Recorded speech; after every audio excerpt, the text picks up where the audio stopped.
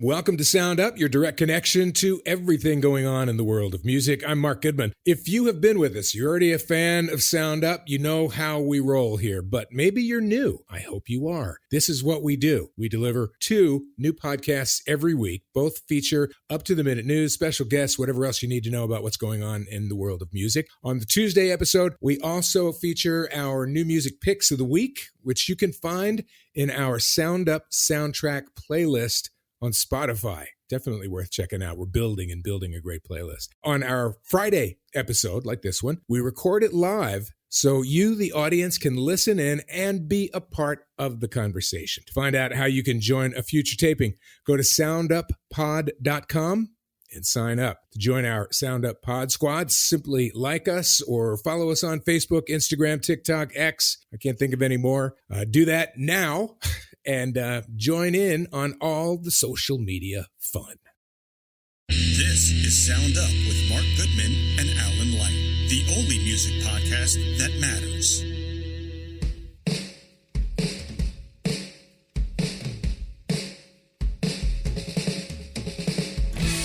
All right, welcome to Sound Up. I'm Mark Goodman, and Alan is not here. But filling in today for Alan Light is our producer, Roger Collette. Hey, how's it going? Welcome. So great to have you on the show. Well, I'm kind of always here, but not in this capacity. Yeah, I don't think you and I have ever done a show together before. Not the podcast. I remember when we first started the radio show, that first Christmas, I think. The week between Christmas and New Year's, Alan was off, and we did a bunch of shows. Right, I do remember that. All right, so the show today is really cool. This is our weekly live Sound Up episode where you, the audience, get to be a part of the podcast and join in on the conversation as we discuss the greatest summer songs. We've got our picks, and we have a great number of responses from you, the Pod Squad, and from those joining us live right now. Plus, we got a bunch of concert and documentary reviews and comments, past show topics, including our recent conversation on the relationship between creating music, performing live, and the use of AI. All right, so let's dive in, shall we? First up, listener Pod Squad member Brian Orterstrom. Sorry for massacring your name, Brian. He heard our conversation and tried a little experiment. He says, well, after listening to the AI conversation, I thought I'd experiment. I asked ChatGPT to create a country song about duct tape and paper clips. ChatGPT, verse 1, out on the farm, fixing up the gate with the duct tape and paper clips. Got to make it straight. Oh, my God. The tractor's broken down, but don't you fret. Got my tools in my hand. Gonna fix it yet. Chorus. Okay, here's the chorus. Duct tape and paper clips. They're all you need to... See, ChatGPT doesn't give you the tune. That's not cool. No. I'm making up my own tune. Sorry. So when life throws you a curve, don't let it grip. Just grab my duct tape and some paper clips. In the old barn where the memories lie, duct tape holds together pieces of the sky. Broken windows, rusty hinges too, but with duct tape and paper clips, I'll see it through. Duct tape and paper clips, they're all you need to mend my broken heart and sow my seeds. When life throws you a curve, don't let it grip. Just grab my duct tape and some paper clips. Wow. It is not the worst country song I've ever heard at all. It's not. And, you know, he has a couple of verses and, you know, choruses and all that. I wonder if, like, do you play guitar? Because I like the lyrics. I agree with you. But I want the tune. I'm going to post the lyrics so someone can have an AI create the guitar to it. Right. Now we've got an AI band. Oh, wow. That's going to engender lots of raves from our people. Jim in Maryland also sent us his thoughts on our AI conversation. This is an audio message. That's correct. Here's Jim. Hi, Alan, Mark, and Roger. This is Jim from Maryland. Sorry I couldn't make the last episode as I had a lot of personal things going on, so I couldn't even listen to the AI podcast episode until it was much too late. Anyway, I wanted to kind of contribute here because AI is part of my job. I work with it every day, especially for the last couple of years. So I had a lot of things to say about this particular subject. Anyway, the thing about generative AI, which is what we're talking about here, is that it's here now. The genie's out of the bottle, and it's not going anywhere. So we need to understand A, how to use it, and B, how to manage it in the creative space. But when you think about it, it's just a tool that any expert in the art field, like a musician, needs to be good at in order to determine what's quality and what can be used or what can't be used. So regardless of what they're doing, a person has to be involved in the creative process. Also, there's the fact that any content that's only created by AI that's just released into the wild is usually shit. So it's a combination of being an expert in the particular art field as well as an expert in the prompting of the AI to get real value out of the tool. So in that case, it's just like a synthesizer or other technology that we've had for music over the last several years. So I'm not an artist. I'm barely a musician, but I can guarantee you that any art that I create using AI purely is going to be bad because I don't have the eye or the ear to be able to make heads or tails of it. So I think overall, this is going to be something that is just going to be another tool that artists and creatives can use to just make their work. Anyway, that's all I wanted to kind of say. This is a topic I'm sure we'll be revisiting at some point in the future, but hope you guys have a great week, and I hope to see you soon. Thanks, guys. Bye. All right, so that guy works for the corporate overlords. I don't trust him. No. He was trying to calm us down with AI. No, it's the end of the world. They're going to be controlling us. You saw Terminator. That's what happens. It starts with duct tape and paper clips, and it just grows from there. Because the early versions are a little rocky. They always are.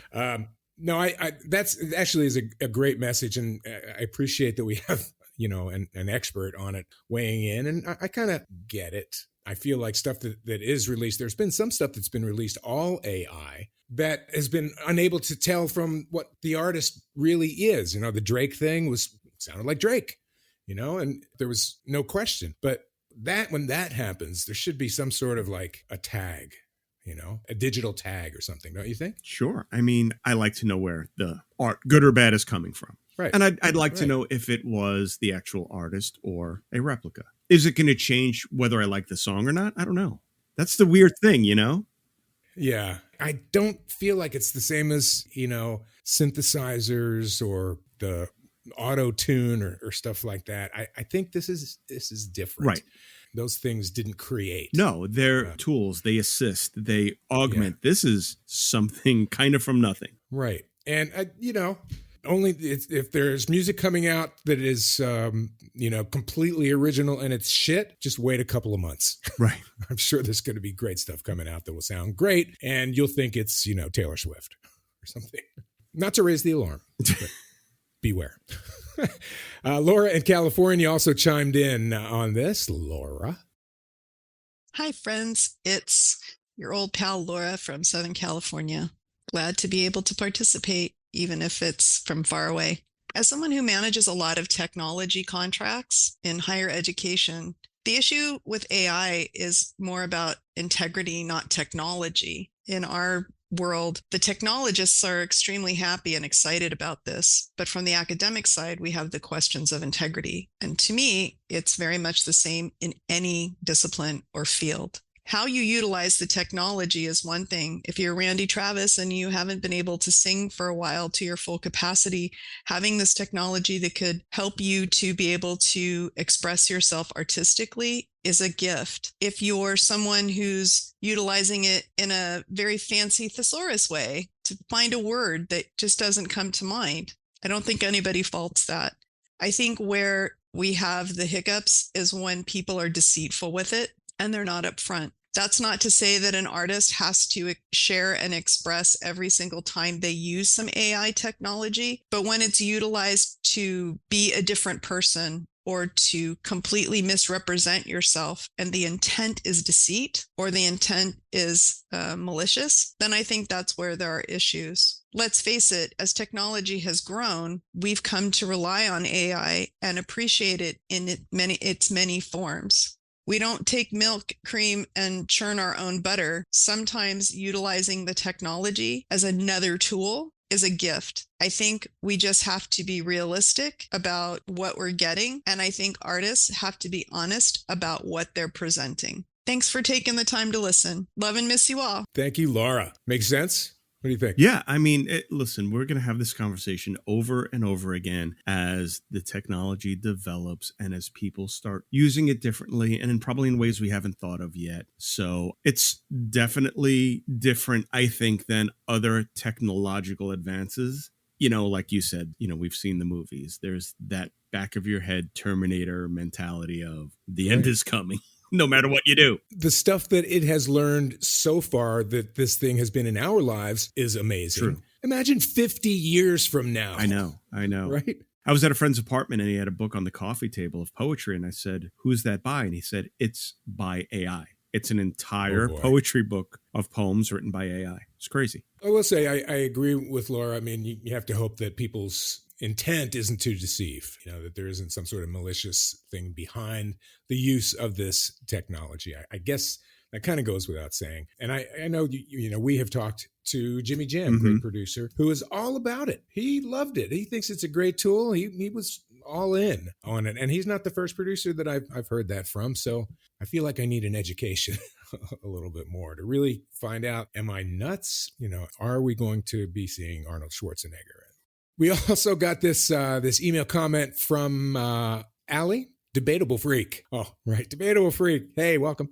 I had music trivia last night. Question: what Gordon Lightfoot song is about a tragedy at sea? Oh boy.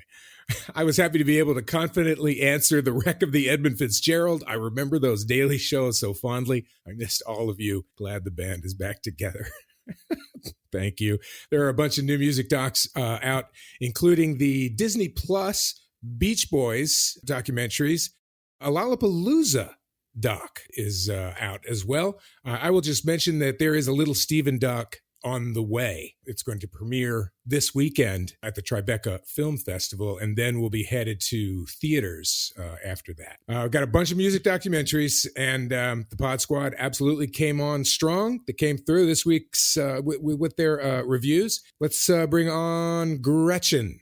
Hi, Gretchen. Hey, Mark. Hey, Alan. Hey, Roger. Gretchen in Texas here. Just wanted to share how much I absolutely loved the Cyndi Lauper doc, Let the Canaries Sing. I feel like it did a great job of showing that she's more than just that girl that was having fun. She's also been working her butt off and taking names for the last 40 years. Everything from writing for Broadway and winning a Tony to advocating in front of Congress. She's just an awesome, good human being. And let's face it, the world needs more Cyndis in it. Anyway, I'm really excited to see her in November on her farewell tour, and I hope that this doc gets her a little bit closer to the rock. Hope you guys have a great day. And like Dina Runner Wine Beach says, love your people. It's also important to love yourself. Bye. Thank you, Gretchen. That Cyndi Lauper doc, I saw a screening of it. Alan and I both did. That's right. I want to say a year ago. And it just sort of, it disappeared. And it was, you know, it was an industry screening. And the sense that I got was that they were going to, the director, I think it's Allison Elwood, if I remember, was going to take it and buff it up a little bit. Right. You know, there were some things that weren't exactly right. I will say for my part, they gloss over MTV. Wow. Like, I have a gold and platinum record from her on my wall, and in her own scrawl, it says, "Congratulations, you couldn't have done it without me." So she was such a big part early on. I mean, the ad campaign, all of that she was involved in. Yeah. Look, I understand as an artist, you want to say the reason that I was big was because of my art. I get it. And I totally support that. The thing I didn't support was the whole WWE thing. I just did not understand that one bit. It was so odd at the time. You know, the whole Captain Lou Albano thing. Yeah. Just was bizarre. I agree, because I love her. I think she's fantastic. Yeah. I've seen her a bunch of times. So her solo albums are great. I saw Blue Angel. Really? Just before her first record came out. Yeah, her first band. I'm really sad that she's planning on making this her farewell tour. Yeah. I'm curious. We're going to, hopefully, maybe we can get her on. You know, you have to ask, she's not that old, you know, and you have to say, what, is there something wrong? I don't know. I mean, when we cover it in news, we'll see if we get a little bit more on it. But yeah, I mean, but it is definitely a tour I will definitely want to see for sure. Yeah. I'm curious to see who the band is for sure. Dennis in Arizona sent his thoughts after seeing the Beach Boys documentary. Dennis? Hello, Sound Up hosts and members of the Pod Squad. I'm Dennis in Arizona, and I just wanted to touch base on a couple of things. First of all, a big thank you for that interview with Mike Campbell. I'm so glad he's continuing to make great music, and I will definitely be looking out for that album coming up soon because it sounds fantastic. Second of all, I wanted to touch on the new Beach Boys documentary that has come out. The main reason I want to touch on it is because there's been a lot of controversy swirling around the opinions of Carol Kay, who trashed it as being very inauthentic and not portraying what really happened when recording Beach Boys music. Of course, she was part of the wrecking crew that did a lot of the studio work related to Beach Boys music. I just wanted to point out, about 2 years ago, I did reach out to Carol Kay in an effort to start a campaign to get her into the Rock and Roll Hall of Fame. She immediately responded to me when I emailed her and sent me about 10 pages of documents about a campaign that was done in 2008 trying to get her into the Rock and Roll Hall of Fame. It was started by a friend of her named Debbie Hastings, who was, I guess, is another musician. But this petition that was sent in was signed by about 24 incredible musicians, most of them Hall of Famers like Eric Clapton, members of the Beatles, Sting, Elton John, all these people, including former President Bill Clinton was on it, Paul Schaefer. But anyways, that didn't get her in either. And there's some controversy around Carol not getting or claiming she's not getting credit for songs that she played on, and she's, she considers herself a jazz musician, and more than a rock and roll musician, and it really doesn't bother her that she's not in. So, and she probably would not even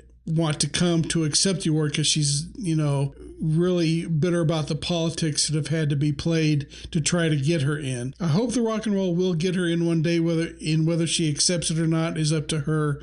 But for somebody who has contributed so much to the, rock and roll, I want her, I said, it's something she deserves.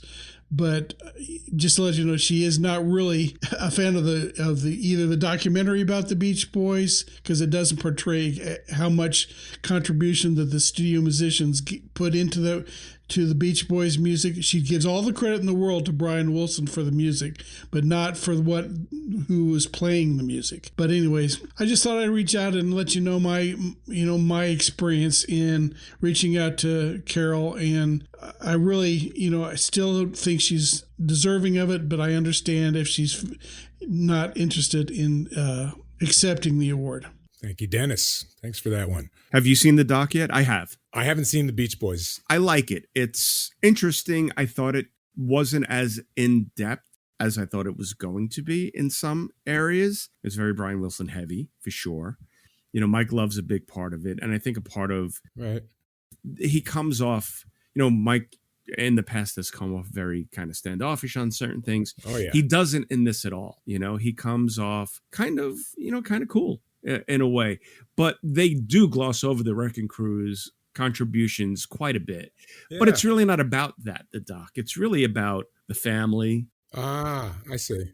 They talk about the dad? Yeah, a lot. And how he kind of screwed them royally, too, which I did not know. He's a lunatic. The weird thing about the doc, too, is it ends before Kokomo. So you don't get to one of their biggest hits of all time, which I get it, but I was kind of surprised. Yeah, God, it should be on the end title at least. It might be, but there's no explanation of that song and putting it together and all that. So that was a little weird. Well, I'm anxious to see it, and I know I had heard that they sort of address the, in quotes, competition between Paul McCartney and Brian Wilson, and I think that they talked a bit about that in there, and how Brian Wilson inspired Paul McCartney to go back into the studio, and I think he wound up writing Sgt. Pepper's. Yeah, they go through that kind of little rivalry they had, and them playing Pet Sounds for the Beatles. It ends before any of the members die, which was a big story, Wait, before Dennis? Yeah, there is no mention of that in the doc. Oh my God, he died like 40 years ago. Kind of ends I guess, before that. Is it the 60s? Is that what they look at? 60s? I forget where it exactly ends, but, they touch on the Helter Skelter thing a bit. But yeah, so I felt like it was really good, but incomplete in a way. Yeah. I'm anxious to see. Where do we know where it is? Disney Plus, buddy. Disney Plus. They are really pushing my buttons, man. I don't belong, but I guess I'm joining, subscribing. Oh, we've got another one from our pal, Tim Kendall. Got a little audio message. Tim. Hello, Sound Up, the only music podcast that matters. 17 Candles checking in, aka Tim Kendall in Cleveland. This is a review on the La La doc, 3-part series on Paramount Plus. Let's start with Perry Farrell, of course, the founder. Dude has only gotten weirder, but he is definitely wiser. And I love the fact that he was right about things and how it should be ran pretty much the entire time. You could tell how the festival turned once he wasn't involved. Interesting things I did not know about. I knew him and Ice-T covered that song, and I did not know it was live at Lala and they wound up dancing with each other. I did not know Soundgarden covered Cop Killer by Body Count, and I thought it was interesting to see it kind of change by year 4. Things were starting to lose the spirit that it once had. But year 1993, the third year, I was kind of surprised to find out that 3 kids that went to high school together all wound up being in separate bands at 1993 Lollapalooza. Somebody from Tool, somebody from Rage Against the Machine, and somebody from Babes in Toyland. And let's see here. I guess that's about it. It's a good doc. Check it out. I had painful nostalgia for the year of 92. I was supposed to go, and then somebody called my mom and put the scare in her, and I wasn't allowed to go with my friend and his dad. We'll leave that one at that. And then the third part, all in Chicago, focusing on today and keeping it going. They had footage of kids entering the gates, and this one girl sees the camera, and she's running in all excited, and she's like, "Lala, baby." And something just hit me inside. I was just like smiling, and I don't know if I was misty-eyed, but I just, this passage of time hit me. This detachment of who I once was and what concerts used to mean, certain events like that, and how exciting it was. It was great to, I don't know, the girl just hit me with those 2 words, "La La, baby." Have a good night, day, whatever it is. Rock on. Peace. Thank you, 17 Candles. Have you been to any of them? I have. I covered a couple. I covered a few of the openers. When it was still a tour? Yeah. I covered one. It opened up in Kansas City, Kansas, and it was one of the more rock-leaning ones. It was, I believe, Soundgarden, Metallica, Rancid, I believe. Wow. Definitely one of the more rock ones. It may have been the Ramones, too. It was kind of like this punk and rock one. I just remember there was only really one hotel, nice hotel in town. So I was staying there, and all the bands were staying there. And I just remember, like the day before I jump in the pool, and I just cannonball in, and I landed 2 feet from James Hetfield, and it was just kind of funny, and, but it was, I went to a couple of them. I missed those early on ones though, which I really do regret. Yeah, me too. I've been only once, but it was not touring. It was in Chicago, and I had the best time ever. It takes over the city. And the artists who play on stage, many of them also get off, and they're showing up at clubs all over that town and playing late night sets. Really, really cool. I'm laughing because the one that you saw was a really rock one. Mm-hmm. I saw Lady Gaga at mine. Wow. And she was on a secondary stage. That's really cool. I think it was I want to say it was 2010 or 11, something like that. And yeah. All right, we got one more because we got tons to do here. Before we go to break, the legend and Pod Squad warrior Irish Keith sent us his review of the Heavy Heavy Monster Sound of Madness live. Listen, lads. Listen, I got to see Madness. Fucking Madness! I've been dying to see Madness as long as I can remember. Since I was a wee lad. My oldest brother Dave was a huge Madness fan when I was a kid back in Ireland, So, of course, I was a fucking huge Madness fan.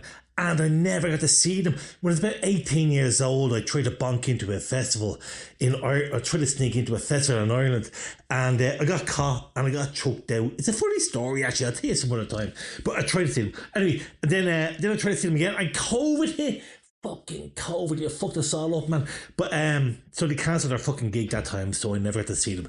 But here they were now. I got to see them on fucking Sunday at the YouTube Theatre here in LA, and dudes, they were fucking amazing. I mean, they were phenomenal. Suggs is the man. Suggs and the lads and the other lads, up there playing the horns and everything else and all the moves and all that.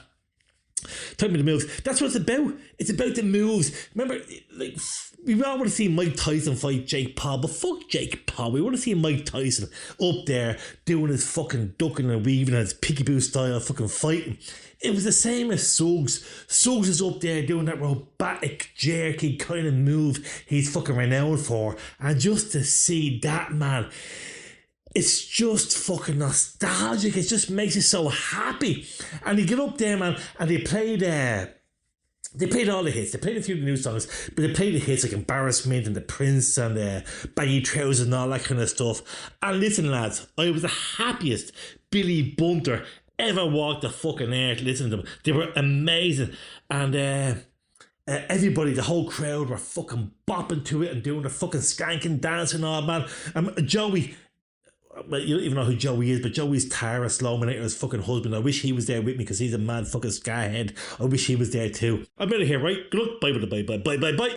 Our man Irish Keith, loving the Madness show. This is a big era for them. This is a big anniversary tour. They haven't been over here in years and years. It's pretty exciting. I really appreciate the review, Keith, but you don't have to put on the Irish accent anymore. It's okay. We appreciate you calling in. All right. We do love hearing from you. Whatever it is, send us comments on anything that we talk about here on the podcast and things you want us to discuss. All of that stuff. If there's things you want us to talk about, I'm game for guests that you would like to hear on here. Connect at sounduppod.com. That's how to reach us. Connect at sounduppod.com. Email, voice messages. We want to hear from you. For more info, go to sounduppod.com. Music news next right here. This is Sound Up with Mark Goodman and Alan Light, the only music podcast that matters. All right, we are back on Sound Up, and we've been telling you this. Today we're going to be talking about the greatest summer songs. Now, I will say that we didn't really specify, and as I was thinking about my favorite summer songs, this came to me, and I don't care which you use, but when we say favorite summer songs that make you feel like summer or songs that came out in the summer. I kind of went with, for the most part, with songs that make me feel like summer. 2 out of 3 that I have are that. But whatever you guys have, it's all good. However, we're going to get to it. All right. So let's jump through some music news. We've got a few news items. What do we got? 1, 2, 3 stories, including another farewell tour. Cyndi Lauper. Yep, it is happening. Cyndi is calling it a career.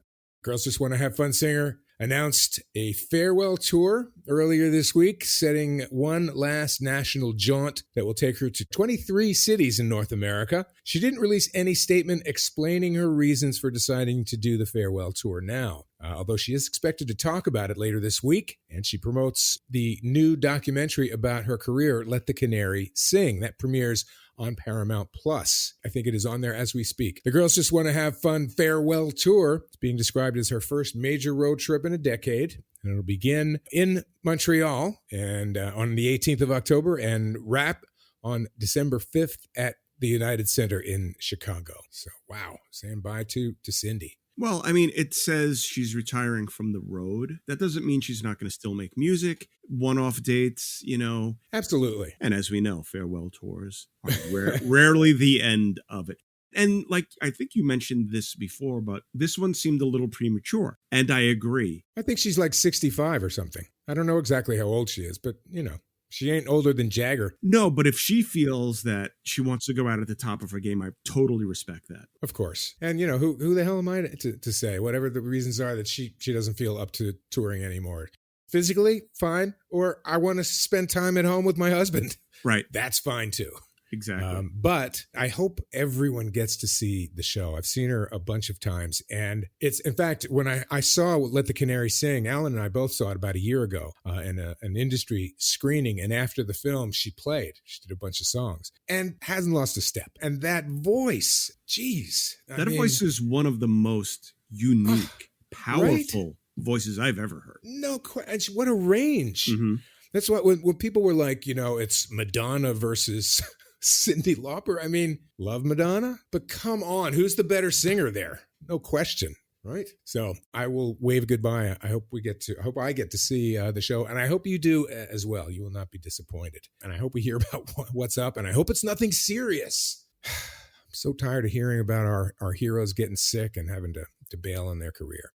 Well, I don't know if Taylor Momsen got sick after this, but it's a pretty wild video clip that maybe you have seen. Taylor Momsen on stage, bitten by a bat last week while she was performing. The video that I saw, she was quite calm, and it seemed like she didn't know that the thing just flew out of frickin' nowhere and landed on her thigh. She said the song she was performing was Witches Burn at the time. She's got to get, I think, a shot a day for Tetanus. 3 weeks or something. Oh. Rabies shots, yeah. Rabies, yeah, gross. It's a hard thing to deal with when a person gets, rabies. So it's a lot of needles. Right. Ugh. She should talk to Ozzy Osbourne. He survived. Well, he bit the bat. Yeah. So it's now the bats finally are retaliating. Right, apparently, it's retribution from the bats. Well, good luck, Taylor. I hope you are feeling better and ready to continue. Finally, Taylor Swift in the news. What a surprise. Taylor took Pop Songwriter of the Year. What a surprise. At the 2024 BMI Pop Awards, held just recently in Beverly Hills at the Beverly Wilshire Hotel. It happened just Tuesday. And she had a hand in writing. This is pretty stunning. She had a hand in writing 10 of BMI's most performed songs in 2023. I'm going to give them to you. Antihero, Bejeweled, Cruel Summer, Karma, Lavender Haze, Maroon, Midnight Rain, Snow on the Beach, Vigilante Shit, and You're on Your Own, Kid. That's some of the greatest songs of the last year. Not only that, but to release 31 songs in one sitting too, you should get an award just for that. Right. Well, she in November got her 7th Grammy nomination for the Song of the Year for Antihero, and that enabled her to set that record for the most nods in that category. A major win for her that night. So, congrats to Taylor. I wonder, she's like, yeah, okay, whatever. Just put it over there. Which award is that? Yeah, right. Where do you put that one? Not that she's not grateful, but she's got to be like, really? Give it to somebody else. I'm good. So there you go. That is a fast look at some of the music news that we were able to get to. I tell you that we've been having a conversation behind the scenes about summer songs. And, I know that officially summer doesn't start until the summer solstice and 21st or whatever that is. But it's for my money, it's freaking summer. The kids are getting out of school, graduation, it's all happening. And so it's proper that we should have a conversation with you on the greatest summer songs. We'll get into it with you next, right here on Sound Up. It's your turn to sound off, right here on Sound Up with Mark Goodman and Alan Light. All right, welcome back. As I said, the warm weather is definitely here. Kids graduating college. And in fact, that's why Alan is not here today. A big Sound Up congratulations to him and his son, Adam, who graduated college this weekend. And congrats. He's driving back now from Chicago, Alan is, and we'll be back on pretty soon. But I will say this. Before Alan left, he covered us with this thought on summer songs. Hey, you guys, sorry I cannot be there. We are driving my son back after his college graduation, so we're somewhere on the road. Probably, I don't know where we are, right? As you hear this, but we'll be back soon. So summer songs, I never did like the beach summers and that stuff. So when I think about this idea, it really is a song that I associate with a particular summer or moment, at risk of being wildly predictable, because I know I've said it before, but I associate Purple Rain so much with 40 years ago, the summer of 1984, the album, the film, the whole thing, and specifically hearing When Doves Cry, because it was the first single. There was a whole, we're going to start it, we're going to play it at midnight, you're going to hear the first of the new Prince, and hear with my cassette recorder, getting that first playing of When Doves Cry, and how much that dominated that summer. It was the summer I graduated high school, so it was, super neon bright for remembering, and so When Doves Cry has to be, it's so associated with those few months, and then the later summer and showing up at college and going through all that all over again with my friends there. That's got to be there. And I guess the other one I would mention, the first summer that I lived, when I was in college, then the first summer that I lived in New York, And I was like, I'm not going back to Cincinnati. I got to go to New York. I got to get a job. Got a job in New York. And right before I moved, or right as the summer was happening, the Run DMC's Raising Hell album came out. And I bought the cassette, and I swear I listened to that walking to work and back, because I got an apartment, some crappy apartment, and then walked to my job every day. It seems like every day that entire summer, walking to that job and back and listening to the Raising Hell album over and over and over again. So not Walk This Way, because that had already been out, but I'll maybe say It's Tricky was probably the favorite of the moment and was everywhere that summer. So these go back to 80s and back to specific summers, but I'm going to say When Doves Cry and It's Tricky are my picks for what I think of for summer songs. Well done, Alan. Thanks. I could have guessed that. The what is it? July 27th, I believe, is the 40th anniversary of the release of Purple Rain. So, I have quietly laughed to myself when Alan says, yes, I was graduating high school then. Well, I was hosting the premiere. That's crazy. What year was that again? 40 years ago, so 84. 84. Okay. I was entering high school, I think. There you go. I was trying to keep up with Morris Day and get 3 words out of Prince. And same thing for Sheila E. I was talking to Sheila E. That was before she went to the We Are the World thing. Right. I talked to her, So, yeah. I want to, because we have some people who joined us, rather than jump right to ours, Roger, I want to jump to these guys. So, Kieran, I'm going to go to you first. Summer for me is a feeling thing when it comes to the summer song. When Doves Cry is an incredible song. And not just because, at being relatively short, brown, and have big hair, I kind of looked like Prince back then, which helped a lot in high school. A lot, Mark. But I don't think of, I really don't remember When Doves Cry as a summer song, because it doesn't give me the feeling of summer. But a couple years earlier, the Go-Go's had Vacation, which still to this day is sort of like that summer mood song. And Alice Cooper's School's Out for Summer always hits me as that's like the official start of summer. But oddly enough, I have a guilty fave, what I call my endless summer song. And it was in 1999. And the summer song that summer in the U.S. was, I don't know, either Living La Vida Loca or Genie in a Bottle or something like that. But later that year, there was a song that was released in Europe that I guess was popular in Europe that summer. Didn't hit the U.S. And right around Thanksgiving, it came out in the U.S. Well, I had just landed in Australia to go backpacking, and it just started summer there. And that song shot to the top of the charts, and it's always a summer song for me, even though it wasn't in the U.S. because it was technically the beginning of winter. But it was that earworm Mambo No. 5 by Louis Vega. And, yeah. But because it came out in the summer in Europe, it didn't come out in the U.S. till like November. But I had just landed in Australia where summer had just started, and it just took off. So for me, that always is a little touchstone. Alan says no guilty pleasure, so I'll just say it's just a good summer song. Fair enough. I'll go with you on that for sure. All right. Thank you, Kieran. I appreciate that. I guess we all, like I said, we all have sort of different criterion for what it is that a summer song means. Yeah. What about you, Roger? What was your criterion, and what are your songs? It was easy for me because when we came up with this topic, a song popped into my head. And I just have this one song that has this, it signals to me when I hear it, I know it's summer. And I don't even know if it came out in the summer, as a matter of fact. But, actually it did. It came out in November. It was recorded in August.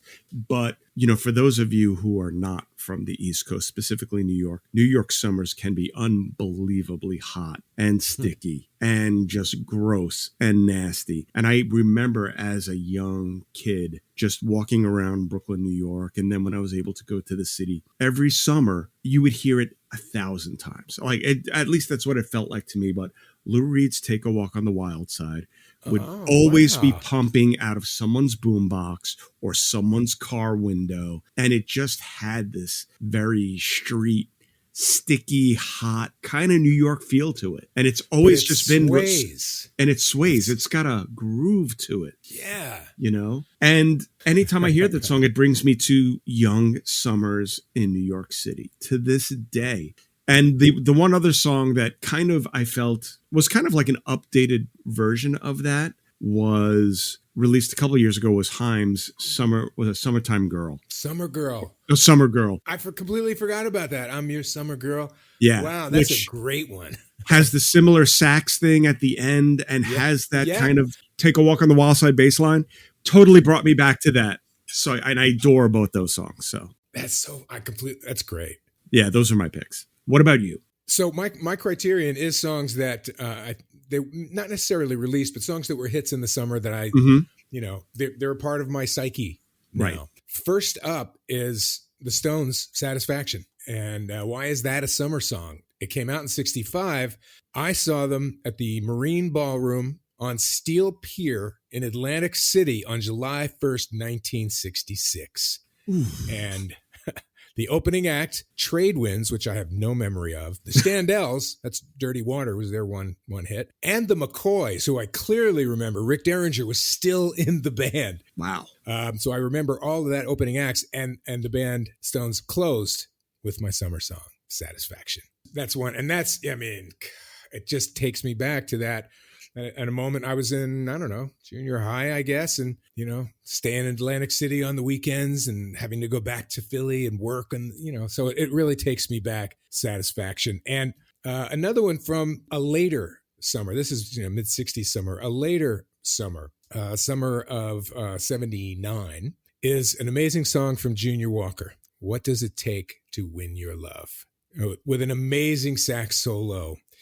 And this was Marky's high school anthem because I was trying to win over my first love. And I would drive. She lived in Valley Forge. I lived down towards Philadelphia. It's like a 35-minute ride. And never failed if I was listening to the radio. It never failed that it came on. It was a huge hit. But I put it on as well back when we did cassettes. So that's one. And I mentioned Birds of a Feather, the new Billie Eilish. It's on the new Billie Eilish record. I think that's a contemporary song of the summer. I know it's not a single yet, but I wanted to toss that in. And then the old favorite, because this was huge in Philadelphia. It was huge around the country, but man, I remember being out on the streets in Philly for hot fun in the summertime. Sly and the Family Stone. And that's another one. Yeah, they're singing about summer, but it's, hot fun. It sways. It feels like summer. Yeah, it's got this, like, summer's got this kind of like pace to it, Yeah. And those songs have that. Like, you want to feel a bit of humidity, a little humid, and a little sway, like trying to get a breeze. Yep. Tim Kendall is back. 17 Candles is back. This is an email, right, Roger? Yep, it is. Come on now. It smacks you right in the face. # Will Smith. And the other summertime everyone used to do, I'll go with Sam Cooke. He didn't say which summertime. He want Summertime? Summertime by Will Smith. Yeah. Oh, Will Smith. Oh, see, there's another one I forgot. Yeah. That's right. He was like singing about Philly in that song. Yeah. My boy. Once again, Tim Kendall. Thank you. You want to do Jessica? Jessica Newt says Summertime by DJ Jazzy Jeff and the Fresh Prince. Makes you feel like you're at a summer picnic. It is a really great song. It's a great song. Anybody have any trouble with Will Smith these days? A little bit? No. It'll be interesting to see because he's out and about now because they're promoting the next Bad Boys movie. Yeah, so I've seen him doing some press for that. So we'll see what happens with this. Yeah, not sure. Chris Ramella, just to bring it round full circle, the other day when the discussion was underrated writers, Mark shouted out Don Henley. And at my desk, I jumped up and gave him a virtual high five. Thank you, sir. I agree. 100%.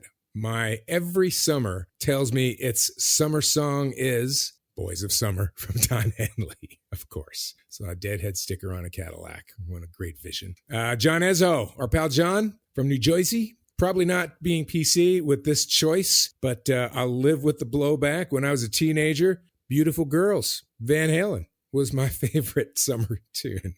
I love them and I need them. That's Dave. I get it. It feels like summer to me. Almost every Van Halen song feels like summer. You're right. You're really right.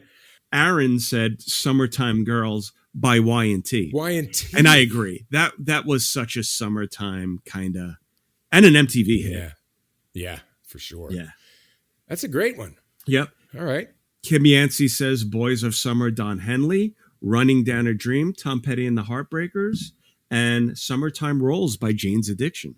Oh, that's cool. Kind of timely. Talking about Lollapalooza.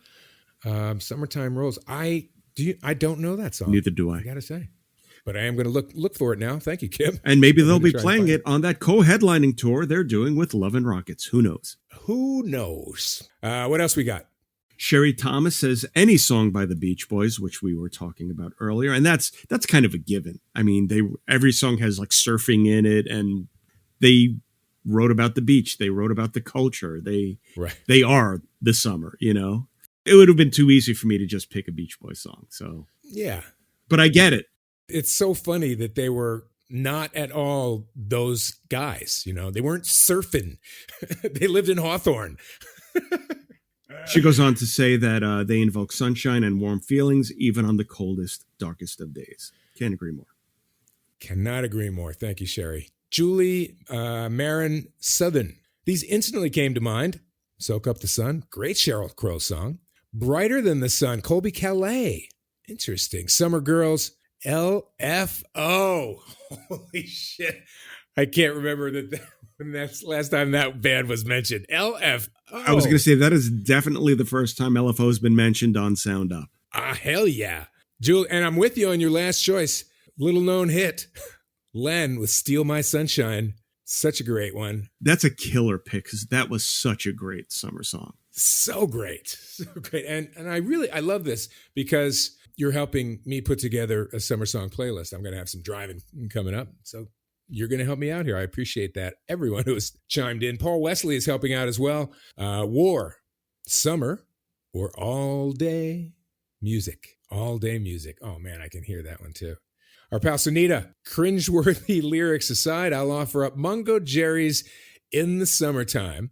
And one of my faves, Zeppelin's Hey, Hey, What Can I Do? Interesting. Not sure why that evokes summer. I don't know that it was dropped around summer, but it's so funny. Mungo Jerry was really big in Philly. Really? That song was huge. So I had it on my list, but I kind of weeded it out for exactly what Sunita said. Right. Cringeworthy lyrics aside. Lana Barnett, Good Vibrations by the Beach Boys. Hashtag Beach Boys. Hashtag Ice Cube. It was a good day. And Tom Petty's Free Fallin'. Summer vibes for me. Just like Eric Church sings. Ain't it funny how a song can sound like a memory? Now that's a clever turn of phrase. Thank you, Eric Church. We have more. We do. Stormy, Watermelon Sugar. Great one. Yeah. Holy. And again, it's more current for me, so I didn't even think of it. Yeah, I was going for the ones that really, brought back that memory. But the high one was kind of recent. John Michael says Sister Nancy, Bam Bam, which I don't know that one. Sister Nancy. Yeah. And the band is Bam Bam? I think, or the song is Bam. I don't know. Rick says these songs put me in a summer place. My Beach by the Surf Punks. When I Go to the Beach by the Sickly Boys. Don't know either of those. They sound like Irish Keith picks to me for some reason. Right. Pod Squatter Kevin in Arizona, the one, the only, sent his top 5 summer songs. Tears for Fears, Everybody Wants to Rule the World. Corey Hart, Never Surrender. That's one for me too. Tag Team, Won't That Is. Hell yes. An 80s summer song, or 90s. No, I think it was 90s. Black Eyed Peas, Don't Funk With My Heart. Kevin always has such an interesting range to what he picks. You never know. Like, I did not expect the Black Eyed Peas song. Right? Kevin, we love that you're reaching out to us. Keep it up. We love hearing from you on anything that you want to talk to us about or ask us. We are at your service. So I think that's going to wrap things up here. We're going to encourage you to head to sounduppod.com to find out how you can be a part of our live Sound Up, Sound Off podcast taping, this thing that we just did. Email us at connect@sounduppod.com. And don't forget, give us a 5-star rating on whatever platform you listen to Sound Up on. And also don't forget to check out that Spotify playlist, the Sound Up Spotify playlist. There's going to be some summer songs on there now. So definitely check that out. And thanks to all who showed up in studio, in virtual studio today, and to you at home. Welcome always. And we will catch you next time on Sound Up.